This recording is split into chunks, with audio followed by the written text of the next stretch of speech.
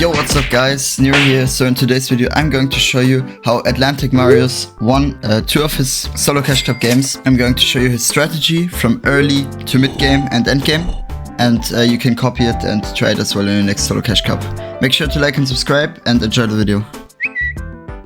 The first thing we're going to do is we're going to look at his early game strat. He's landing at a split instead of a POI, which you should definitely start doing as well. Because I see a lot of kids just trying to land on a POI and they die a lot. They die like 4 out of 10 games or something, or 4 out of 7 games. And instead of just landing on a split and surviving like 7 out of 7 games, which is way better. Especially if you're not that confident in fighting, you should land on a split. And also if you are, you can do it, because this split is very OP in my opinion. You can start doing that as well. It's this little house up here.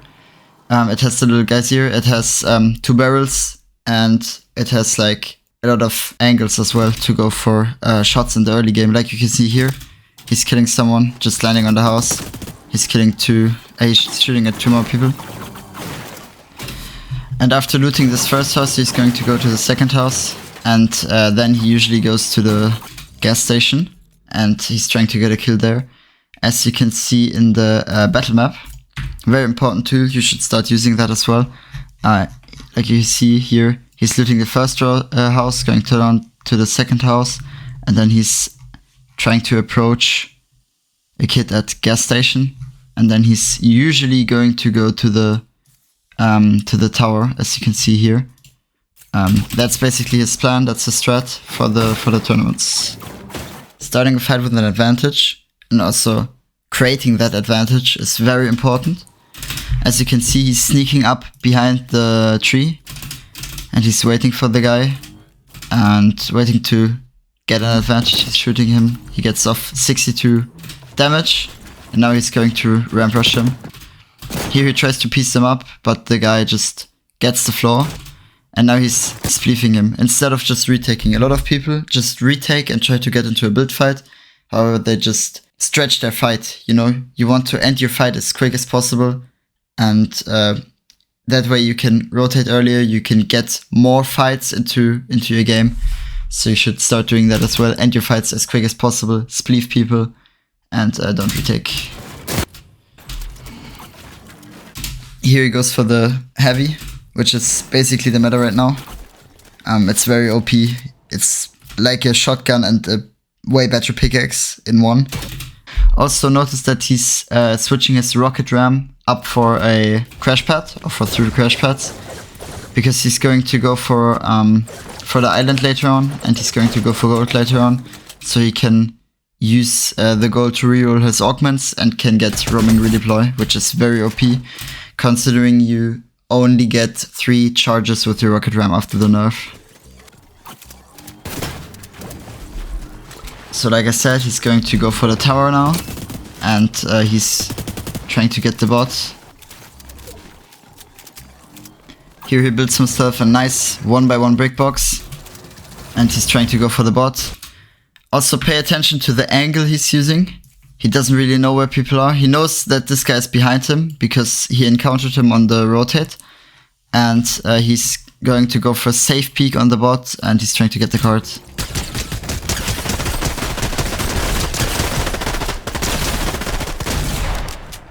So here this guy peeks and he wants to get the card as well. And here it's worth taking the risk. What he's very good at is taking risks when he needs to and dipping fights when he doesn't need to encounter the fight. So here he's just playing for space. He's not really fighting him, he's just trying to get the card. And then he gets third partied by another kid. So he just waits for both of the kids to fight, and he's healing while they're doing it, and then he can just pick up the card. He has a lot of time while they're fighting. And instead of trying to third party or fight the kids, he's just trying to get forecast, which is very important for a strat later on. So here he does something called cash linking, which basically means you're going to fight someone on purpose, or you're going to be close to someone on purpose, and you're trying to get the same cash as the other person. And and then you know like who has your cash, and you can just fight him or maybe get an advantage and then dip while he has to heal or something. Very nice strats. However, in this game, I don't think that works. They both get a different cash, and he's just going to dip. Here you can see they both dip, and they're both trying to get their cash. He's also using a crash pad to get to the cache, because it's like a race, you know, you want to use your utility, use whatever you can, you want to be the first there, it's a winning condition, it's very important. He finds someone just standing still there, and he's able to get the kill off of him. And now this guy just started fighting him for no reason, and he knows that it's for no reason, so he's just going to dip, he's going to get the flag, and yeah, he's dipping. A lot of you guys think that dipping is like a pussy move, or that pros don't do it. However, a lot of them do it, and if you have a priority, or if you prioritize, for example, the island, then yes, in fact, you can dip. It's not a sign of weakness or something. So here he uses the tree as cover to get closer to the opponent. Also a very nice move. And now he's going to approach the flag from below. And he's going to try to spray him out, try to shoot him out, and basically be very annoying, which is good, so you can claim the flag. This is also, it's not a fight for kills, it's a fight for space in this scenario, you know? He wants to get to this box, and he wants this box to be his, so he can get the gold, he can get the items. It's not really about the kill there. Yeah, like I said, he shoots him out. He tries to play very aggressive and tries to shoot him out, get him low or whatever. This guy drops and he's going to dip. So Marius has a lot of time to just replace everything, and yeah, he can claim the flag now. So on his rotate, he sees this guy. He's just running out in the open. However, he doesn't shoot him, which is very smart. He wants to rotate himself. He wants to get up to this side of the zone, to the north side, because of the forecast. He knows that zone's going to be 50-50, and his zone's going to be 50-50 on that side. So he wants to go up there, maybe get an isolated fight or something, and then go into zone while it's expanding.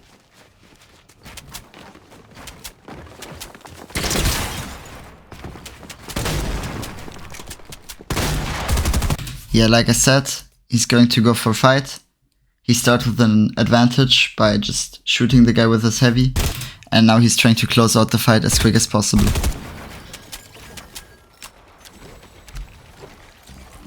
And one thing he does here, he's trying to grab the loot and the shields, and he's just throwing them into zone.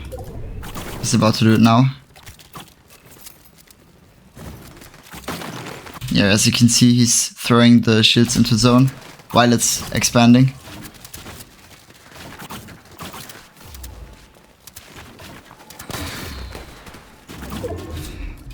He wants to save them up for later, so if he gets tagged or something, for example, he can just waste them. So here he's just refarming the building, trying to get his heals up there, because he knows where next zone's gonna go, that he's going to pull next zone, as you can see right here. He pulled the next zone. And here, this guy is just next to him, trying to be on the same layer. He's very close. So what you should go ahead and do is try to get rid of him, because he's a threat to your rotate, and he's a threat to your further game. So you want to get rid of him. You want to pressure him as good as you can, and try to alpha him so he dips. And this actually worked. The guy dipped, and he can refarm now, expand his tarp for the next zone, and just slide down.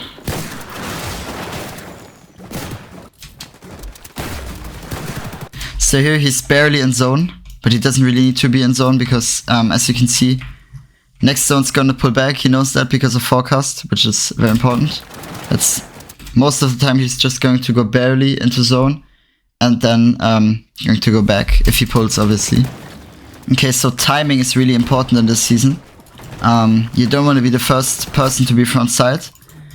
He waits for everyone else to rotate because he doesn't want to get griefed by Rocket Ram or other people close to him. So yeah, he's going to go wait until everyone rotated, and then he's going to place his crash pad. It's also important to note that he's always placing a ramp above his head when he's going to crash pad for a better angle. So here he gets griefed, but it doesn't really matter. He finds someone just standing still, lining up a good headshot and getting a free refresh. So here he pulls zone again because of forecast. And he's going to wait a little bit until zone catches up with him. And he can tarp into zone a little bit.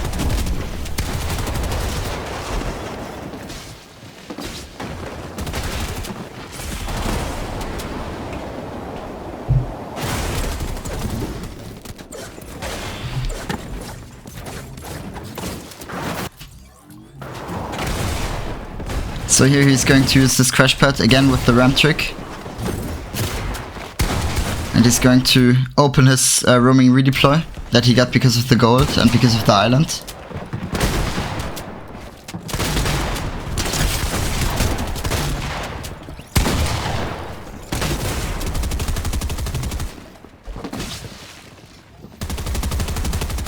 Yeah, he tanks a little bit of storm because he knows zone's gonna pull back. There's no need to expand and make people aware of you. So he can just wait there, chill, and tank a little bit of storm. So here he gets spleefed, and immediately after getting spleefed, he makes sure that this floor is his. He replaces it with a shotgun, so it doesn't get like griefed or anything. And now his goal is to go for height. That's very important in this zone, because he needs to claim high ground. He needs to claim it before someone else does it, and he needs to defend it. That's his winning condition right now, apart from the heals.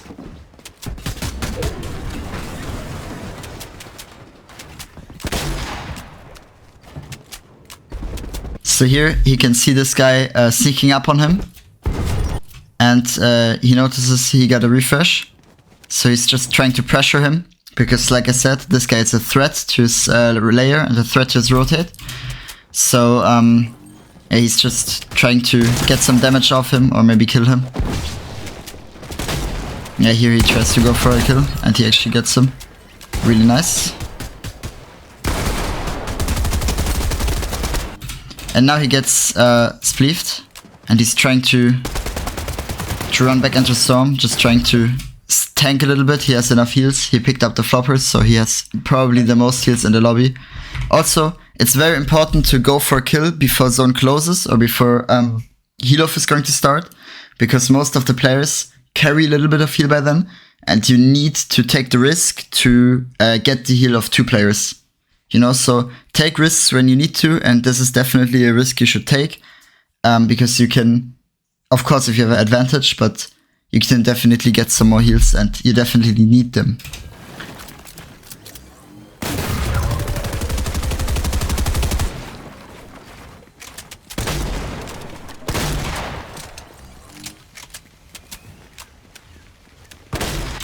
Here is just trying to prevent this guy from healing. He's just trying to spray him a little bit.